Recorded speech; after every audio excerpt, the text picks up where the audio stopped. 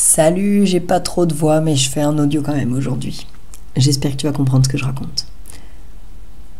Les championnats du monde. Nous sommes en direct des championnats du monde des pensées pourries. Les candidates se précipitent pour faire leur tour d'honneur dans le stade immense. Une grande diversité de noirceurs déferle à présent devant les yeux ébahis des spectateurs.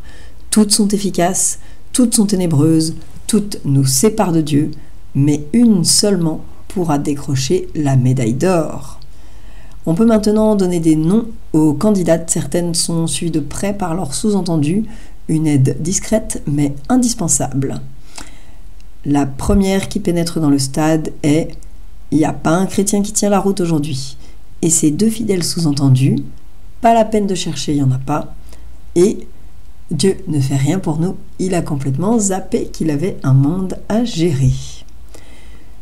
Une autre pensée qui la suit de près, tous les autres savent mieux faire que moi, je ne suis pas capable. Sous-entendu, Dieu ne m'aime pas, il m'a créé pour rien.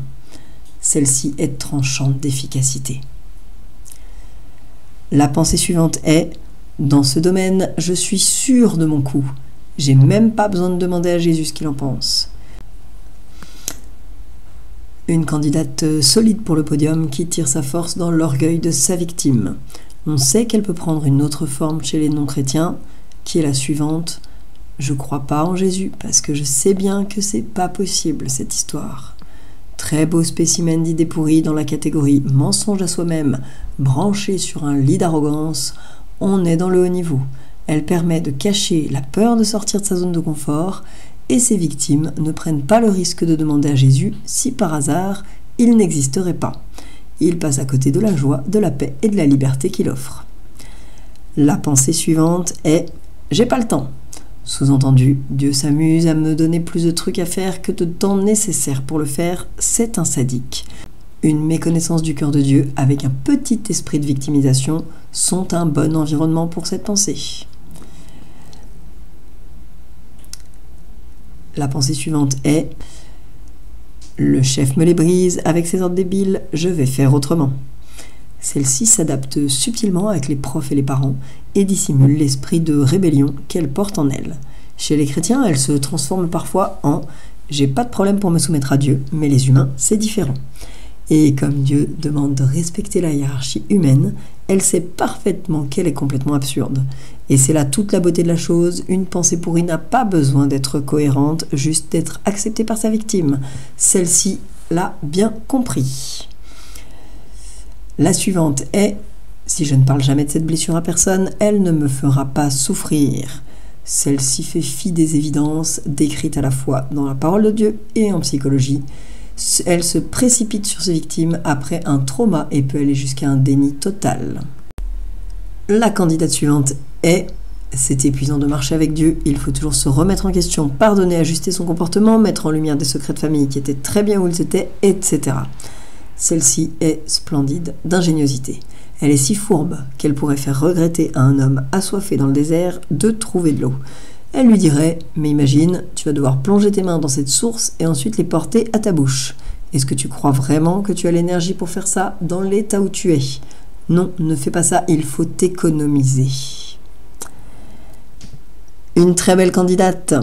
La suivante est « Je ne suis pas fait pour être prof, pasteur, maman, dresseur de poney, etc. » Elle paralyse tout simplement sa victime et l'empêche de rentrer dans son appel. On notera qu'il y a probablement des gens dont l'appel est de dresser des poneys. La suivante est « Je serai heureux quand j'aurai ma nouvelle voiture, mon nouveau job, ma nouvelle femme, ma nouvelle paire de chaussettes ». D'une simplicité qui n'égale que son efficacité, celle-ci se renouvelle à l'infini, laissant sa victime patauger dans la frustration permanente, oubliant que sa joie vient de Dieu. La suivante est « Je vais m'engager à l'église, mais pas trop, il me faut du temps pour moi ». Ces terribles sous-entendus la suivent « Le temps pour Dieu est contre moi » ou encore « Ce que je fais avec Dieu est une corvée et c'est pas ça qui va me combler ». La suivante est une classique et efficace « Croire en Jésus, c'est pour les faibles ». Celle d'après est Payer la dîme, c'est pour les débiles et les lapins de 3 semaines. Sous-entendu, les principes spirituels, on s'en cogne. La pensée suivante a été médaillée plusieurs fois au cours des dernières années et s'accompagne volontiers d'un petit haussement d'épaule. Elle dit « Oui, croire en Dieu, c'est bien, ça aide un peu. » D'une puissance déconcertante, celle-ci garde un nombre incalculable de chrétiens dans une tiédeur sans intérêt. Ils lisent les passages de la Bible parlant d'allégresse, de joie extraordinaire, de paix du ciel, de nouvelle naissance, de lumière du monde, de miracles et de réconciliation, mais ils ne les voient même pas. Il faut l'avouer, c'est une championne née. La suivante est « Je ne suis pas assez bien pour me rapprocher de Dieu », sous-entendu « Et le sacrifice de Jésus, c'était pour les martiens ». Cette pensée, ancrée dans la religiosité et cachée sous un masque d'humilité, conduit tout un tas de gens à passer par un intermédiaire pour s'adresser à Dieu et s'interdisent la relation directe avec lui. La suivante est une pensée qui prend de plus en plus de poids avec les années et on commence à s'habituer à la retrouver sur le podium. Elle dit la chose suivante. À chacun sa vérité, à chacun sa spiritualité, c'est un choix personnel. Elle pourrait faire croire qu'on peut simplement décider que la gravité n'existe pas et ne plus en subir les effets. La suivante est intéressante aussi. Je suis sous la grâce, je peux donc faire n'importe quoi, tout le temps, partout. Une rébellion profondément ancrée permet à cette pensée de se matérialiser dans toute sa splendeur. Elle suggère qu'un enfant devrait passer sa journée à se rouler dans de fraîches bousses de vache, puisque ses parents vont toujours le nettoyer. Elle ne laisse aucune place à la possibilité que l'enfant pourrait mieux apprécier d'autres activités et d'autres odeurs. La dernière est « C'est pas comme ça qu'on rend un culte à Dieu, je vous signale ». Facile d'accès, le jugement sur tout ce qui est nouveau incite sa victime à freiner des 4 fers et ralentit, voire stoppe complètement sa croissance. Il se branche bien sur la religiosité, l'incrédulité, le contrôle. Capable de changer de visage comme de chemise, elle peut prendre les traits de « si c'est pas super chiant, c'est pas de Dieu ». Sous cette forme, elle apprend aux chrétiens à lutter pour lire les enseignements les plus inaccessibles possibles, à faire des louanges aux airs d'enterrement et à chercher à mériter un salut que Jésus leur a déjà offert. Mais que se passe-t-il ? Nous observons une grande agitation se déplacer dans les gradins. Nos caméramans s'approchent pour que nous puissions y voir plus clair.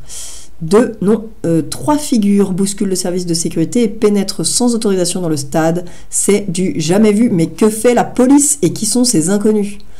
Leur identité est désormais affirmée. Il s'agit de 3 fauteurs de troubles bien connus des autorités. Amour, vérité et lumière. Furieux et déterminés. Nous craignons qu'ils ne soient pas là pour demander des autographes. Après avoir fait reculer sans ménagement nos intrépides caméramans, notre trio se rue violemment sur les pensées pourries. C'est un massacre. Pour ne pas choquer les âmes sensibles, nous ne décrirons pas cette scène sanglante. Quelques candidates parviennent à partir en hurlant, les bras en l'air. D'autres sont à terre, agonisant dans leur sombre sang. En raison d'un incident technique, nous ne pourrons déterminer la championne des pensées pourries cette année. Nous vous remercions de votre compréhension et nous excusons pour ce désagrément. Voilà pour cet article. C'était Natalia, impératrice des championnats imaginaires. Au fait, si je te parle de ces pensées, c'est que je les ai toutes eues. Certaines ont d'ailleurs encore du mal à comprendre qu'il faut quitter les lieux malgré l'avis d'expulsion. Elles me les brisent toujours un peu. Je parle des doigts de pied. Alors, je me moque, certes, mais je me moque avant tout de moi. Et pour la prochaine fois, tu peux faire une liste de tes pensées pourries. Après, soit tu les mets sur un podium pour savoir laquelle est la plus efficace et lui donner une médaille, soit t'appelles Jésus pour les éclater sans distinction. Au choix.